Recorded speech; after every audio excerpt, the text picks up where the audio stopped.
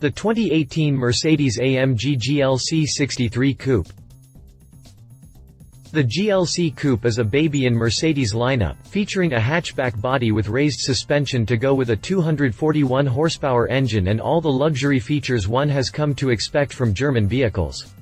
The GLC Coupe has barely started gracing showrooms, but the lineup is now complete with the GCL43 Coupe and the newly announced GLC63 and GLC63S Coupe.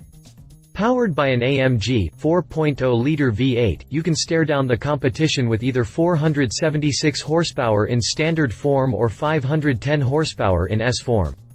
Keep in mind that this is the same engine used in the AMG GT family as is that prominent Panamericana grille that graces the nose of the beast. Add the motivation together with the grille and the more aggressive fascia, and you've got yourself the perfect mix of power, style, space, comfort, and agility all in one Germanly sexy package. If there's one thing we can be sure of, it's that humans, as a species, are never happy with what they have and always want more. It's the same reason brands like Microsoft and Sony can get away with producing a gaming system, then producing a slimmer model just a few years later. It's also one of the reasons why your cell phone is outdated just a few months after you buy it. Manufacturers know that you'll be willing to pay again to get the next big thing.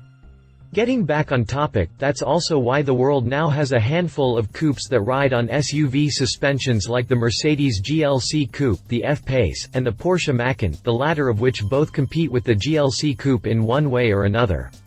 And, despite there being a limited number of these coupe crossovers on the market, the competition is actually pretty stiff between the models that are available. The Mercedes-AMG GLC63 is a pretty wild ride in its own regard, but the GLC63 Coupe pushes that performance and styling to a whole new level, one that's synonymous with the other 63 models from the AMG world. So, let's dive on in and take a look at AMG's latest and greatest. Continue reading to learn more about the Mercedes-AMG GLC63 Coupe. Exterior. As is the usual case with AMG branded models, the body shell itself is identical to that of the standard GLC Coupe. That means you get the same hood with mild lines, mediumly aggressive bodylines along the side profile, and the exorbitant roof that provides SUV proportions up front and coupe-like proportions in the rear. The doors are rather tall with short glass up top to keep things proportionate, while the rear end looks like that of a blown-up sedan that sits just a little too tall for a car vehicle with such a small rear hatch. It almost reminds me of the old Civic CRX or the new Civic hatchback. So, what separates the AMG-branded GLC Coupe from the standard offering? As is the usual case with AMG-branded models, the body shell itself is identical to that of the standard GLC Coupe. Well, let's take another look at the front end again.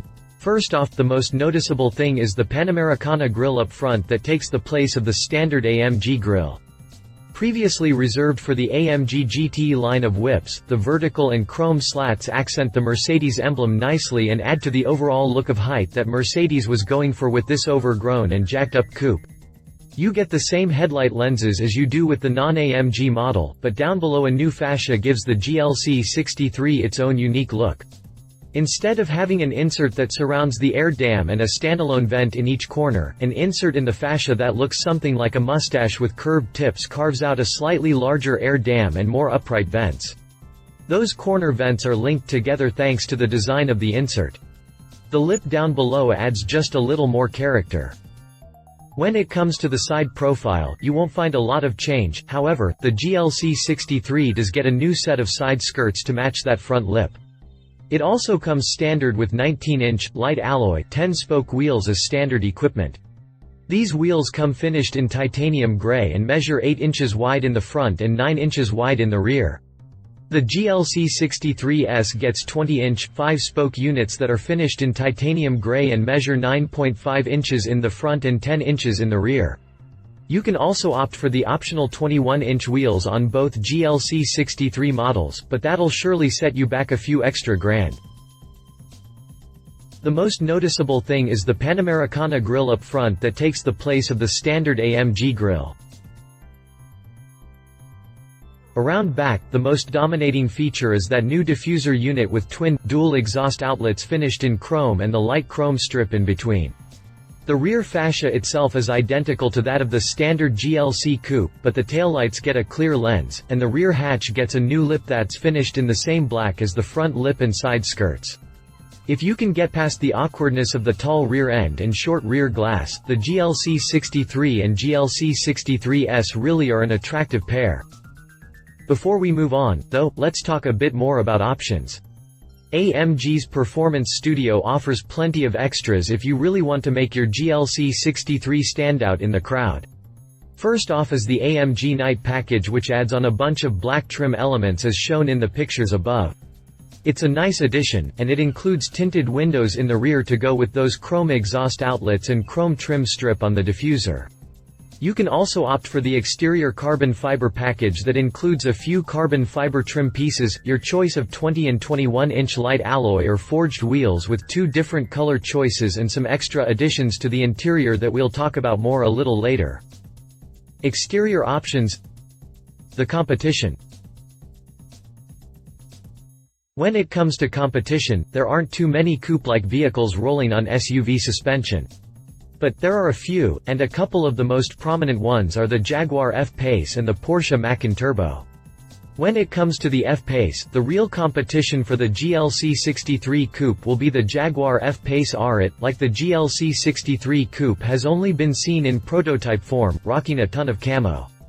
It will have larger corner air intakes and an R badge. Around back it should get a sportier roof spoiler to go with a mildly revised lower fascia to promote better aerodynamics. R-specific wheels should round out the exterior package. Then you've got the Porsche Macan. Unlike the GLC Coupe and the F-Pace, there isn't word on a more extreme version of the Macan as of yet. That means the best you can get is the Macan Turbo with some 400 horsepower on tap. But, as far as the exterior goes, there's nothing special about the Macan Turbo of the entry-level model or the Macan S. That doesn't mean that it isn't a sporty proposition, though, as it does have its own unique styling to it. Up front, it has a no-nonsense grille to go with a wide air dam and small fog lights mounted in the corners. The side profile is quite sporty, with a sculpted body line down below that matches the contour of the front fascia. The rear windows come darkly tinted from the factory. Around back, the Macan is unmistakable as a Porsche. It features traditional Porsche taillights and a small overhang atop the angled rear glass. The lower portion of the fascia is a massive insert that houses the 2 rectangular exhaust outlets and has a diffuser-like appearance to it. Of course, the GLC63 won't be much more extreme than the GLC43, so models like the F-Pace R and the Macan Turbo should stack up fairly well against the final product. Interior. Like the standard GLC Coupe, the interior mimics the hell out of the GTR Coupe on the inside, albeit with a center console that isn't quite as wide, 3 central HVAC vents, and an unobstructed infotainment display. As such, the GLC63 doesn't have the large panels of buttons on each side of the console, and instead has a cleaner switch layout that hugs the touchpad and AMG Dynamic Select switch.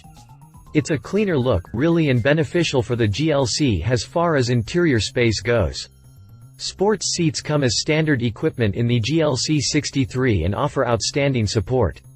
Like the dash, the seats are wrapped in Artico man-made leather but also feature DYNAMICA microfiber inserts, which adds a little extra style.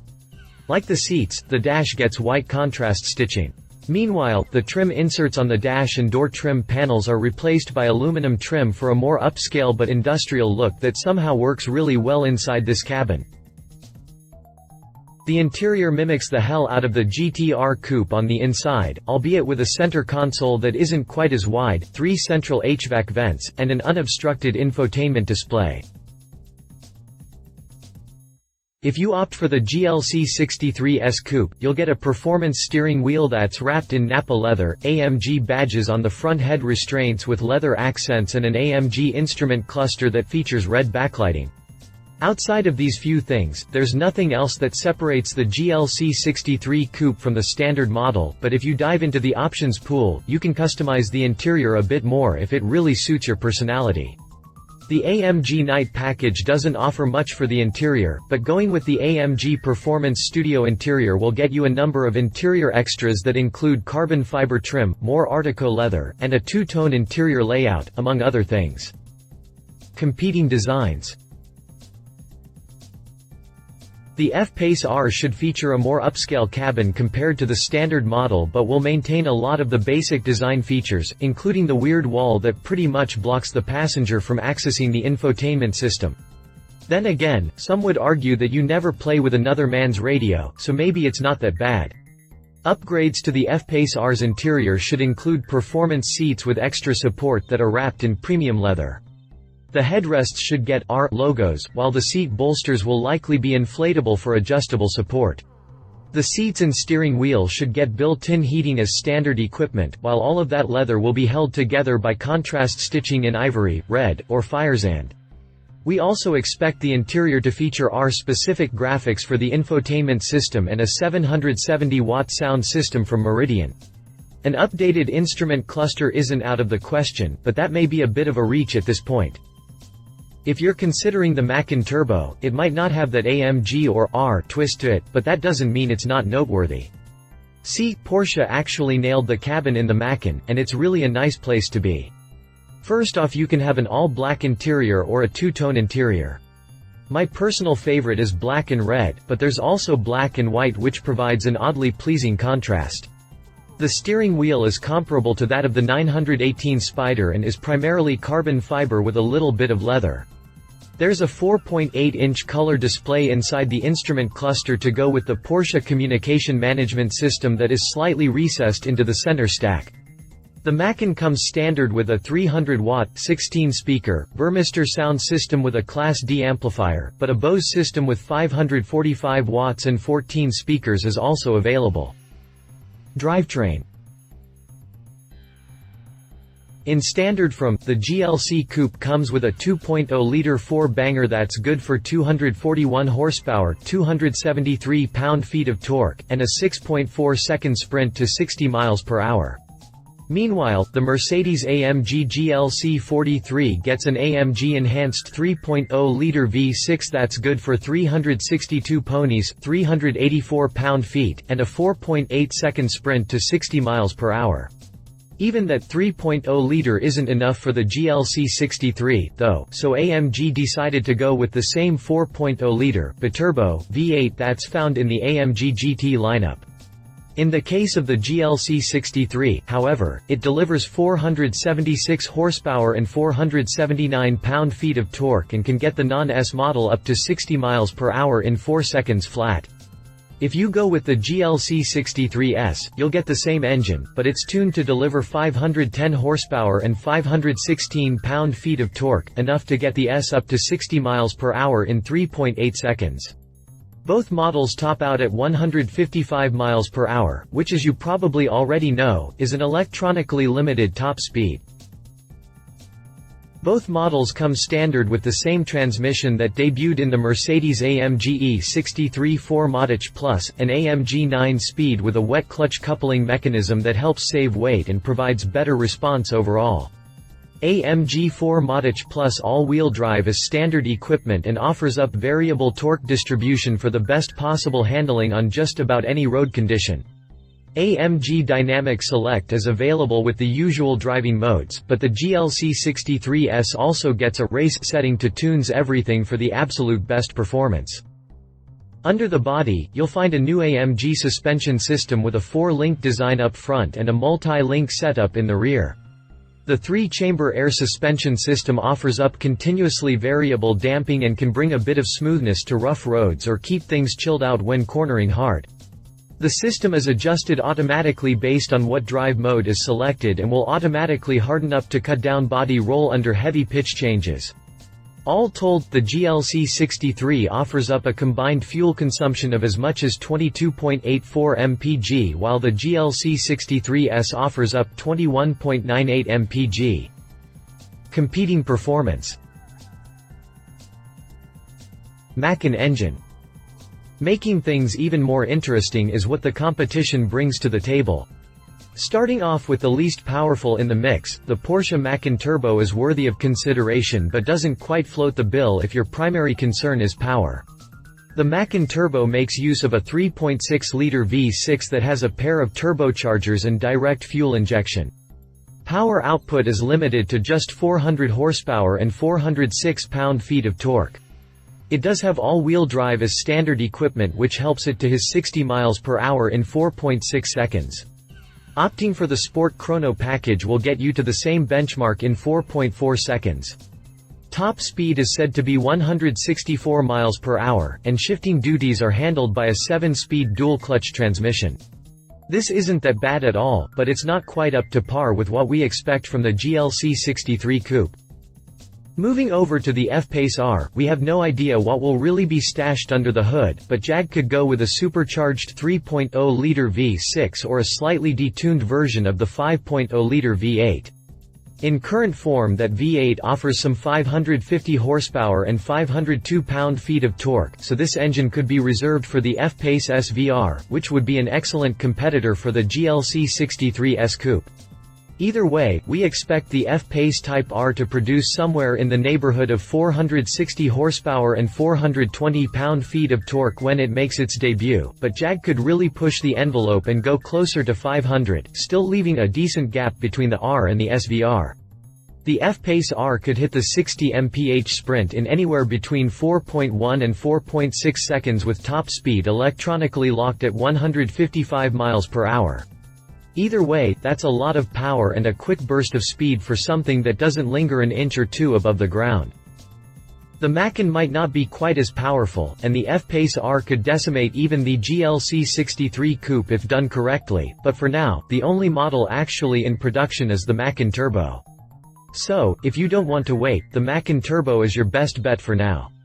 The F-Pace R should be unleashed for the 2018 model as will the GLC63 Coupe. Prices: at this point, the pricing for the GLC63 Coupe is a complete mystery.